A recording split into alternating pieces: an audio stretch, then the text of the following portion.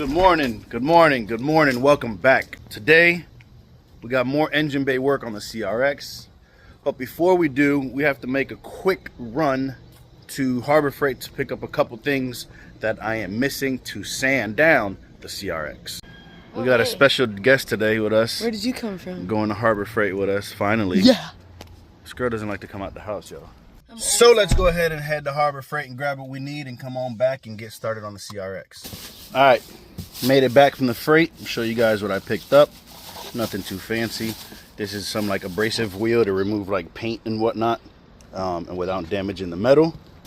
Then I also got 2 grinding wheels, just regular old grinding wheels, and 2 flap discs that we're gonna need as well. So you guys saw in the last video, we went ahead and got rid of the old brackets that are no longer needed. Where else? Over this way. So now my plan of action is to get rid of these little threaded nubs wherever they are. Once those are gone, then I'm gonna grab the grinding wheel. We're gonna grind all this down, or flap disc them down, smooth them out as much as possible. And if we need to bondo anything, then we'll do a little bit of bondo work. But again, I'm not gonna get too crazy with it. Then also maybe in this video, I'll go ahead and try to remove this guy out of there.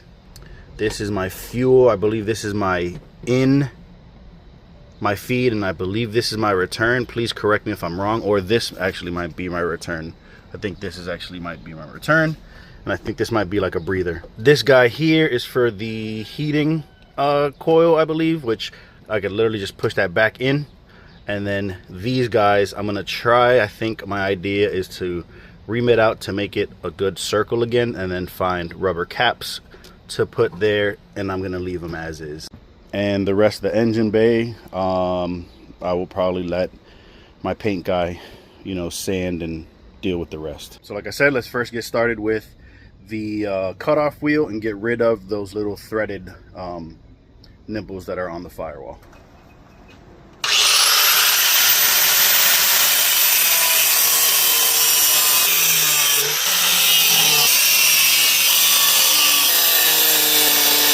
That was pretty quick and easy. There was only, what, 1, 2, 3, 4, 5, 6 of those. So that was pretty quick and easy. So now I'm going to try the flap disc first. And if I see that the flap disc isn't doing what it needs to, then I'll move on to the actual grinding wheel. But first, flap disc.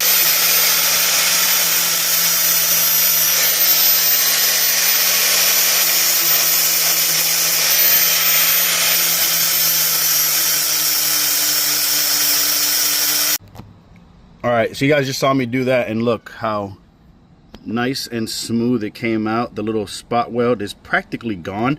You can still see a tiny bit right there, but I think once he hits it with the actual like primer, that's gonna be gone. And honestly, I'm not worried about that. That is perfectly fine with me.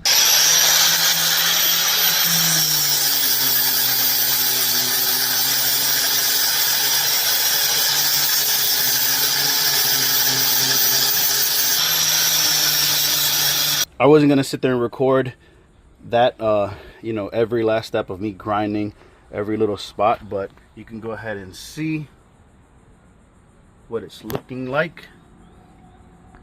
I don't even need too much bondo on these spots. It's gonna be a very thin, like skim coat that I'll do on them, but I don't need much, which is super good news.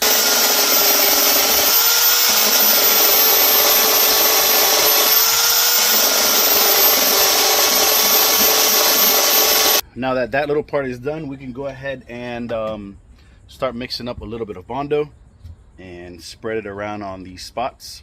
We'll let that dry up, and then we'll go ahead and obviously sand that down. So let's mix up some bondo, guys.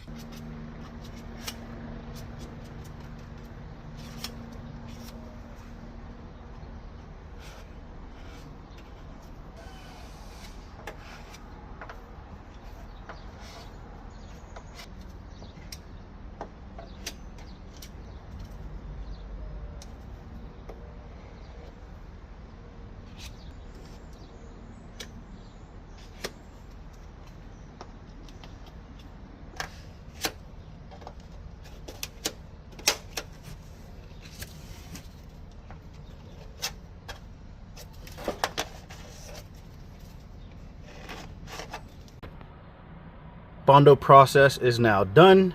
It was not a lot, guys. Like I said, that flap disc helped out tremendously. So we'll let this dry up for a little bit longer, and then we'll come back and hit that with the sander. I might do it by hand. If not, I'll just grab the DA, which is going to obviously just be a lot quicker. And then that'll be done for that part. I'll probably end up spraying it all with the rust neutralizer, because there still is, you know, quite a bit of bare metal. But then that part will be done. Again, like I said in another video, in the last video, part of me wants to go like super crazy and cover up every hole that is not going to get used.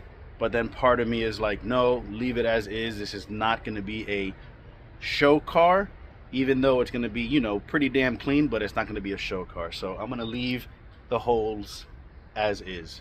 So I think while we let this dry, I'm going to see if I can go ahead and get behind the glove box and remove this guy, so that I could then also remove this harness that we will not be using. Real quick, I wanted to show you guys how mint my dashboard is. I'm removing this plastic right now because it's pretty cooked and beat up, and I'm gonna have to rewrap it again. But I want you guys to see how nice and pretty that dash is. I've never taken it out since I've owned the car. It has sat in the car, and all I did was cover it constantly with plastic or drop cloths or whatever the case is. But beautiful dash, man, beautiful dash. So by quick glance, it looks like I definitely have to take off the glove box first, so that I can get to the air conditioning components on the back side. So we'll go ahead and remove that first. I went ahead and removed this little crossbar that actually holds up the glove box. So now we're gonna get to this. It looks like there's a 10 back up there. We'll take that one off and see what's next. I don't believe I have to take this one off, but I probably will, just to make my life easier. There's another 10 back right there. I don't believe that one has anything to do with this black box either. There's another one there we'll take off as well, and see. Obviously we'll disconnect this guy here as well, and we'll go from there. Maybe if I take this bottom part off first, but I'll let you guys know as the time goes. So here we go. The two black ones that I actually said, oh, I don't think I'm gonna need to take them off, that was this one and that hole there. Yes, you need to take both of them off. Once I took them off, I was able to take this little puppy out that is nasty and disgusting. I am not gonna throw this away. Like, it's nasty, guys. I'm not gonna throw it away in case one day I do decide to put factory AC back in here, which I honestly don't think I'm going to, but might as well just keep the parts anyways, because you never ever know. So I will keep them. I'll put them to the side. But the thing about removing that is the fact that now it gives me space. I am gonna go ahead and put the ECU right back into the same spot. 1, 2, 3, and 4.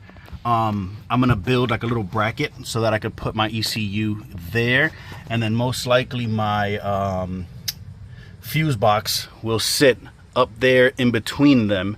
When it comes time to that, I'll figure it out more.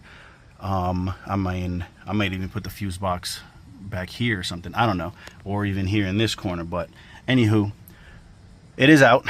I'm gonna keep it. This whole harness, besides the headlights, fans, you know, horn, pretty much this whole part here is gonna pretty much just, I'll probably end up just pushing it back into there and let it sit in there, because we're not gonna be using that part. Now it's out. This is awesome. That can come on out like so. And now we have so much room for activities. This is probably where my main harness is gonna come out of. If not, then I'll do it from there. But we got it out, boys. We got it out.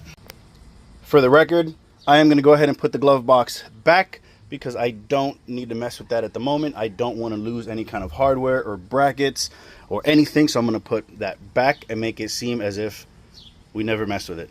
And just like that, she is back on.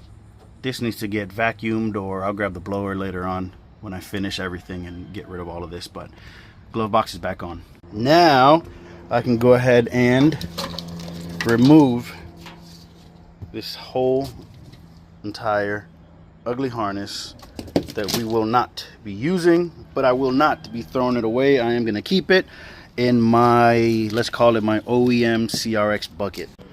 So now we gave this pretty good time to dry up.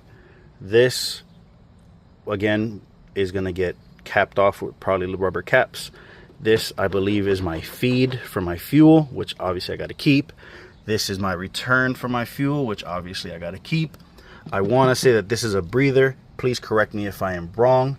So I'm not worried about none of these. This is my speedo cable. That's going to stay for now as well. And yeah, we can go ahead and sand down the spots that are bondoed up. But first, a little 10-minute break, because I'm dying of thirst and it is hot as hell out here. Even being gloomy and all, it is still hot as hell.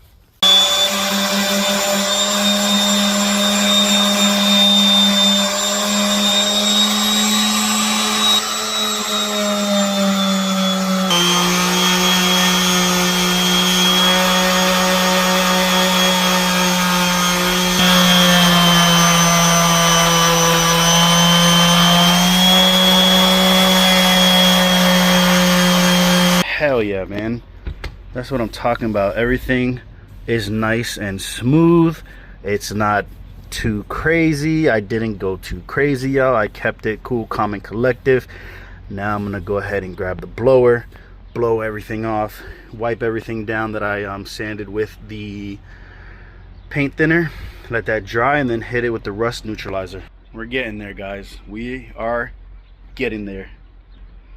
Every day that I work on this thing, man, I see the light at the end of the tunnel getting a little bit bigger.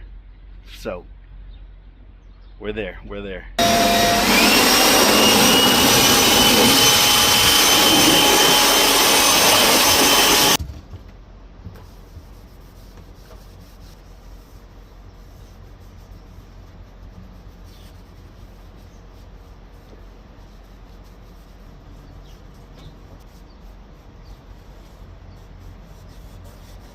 Let's go ahead now and hit it with the rust neutralizer.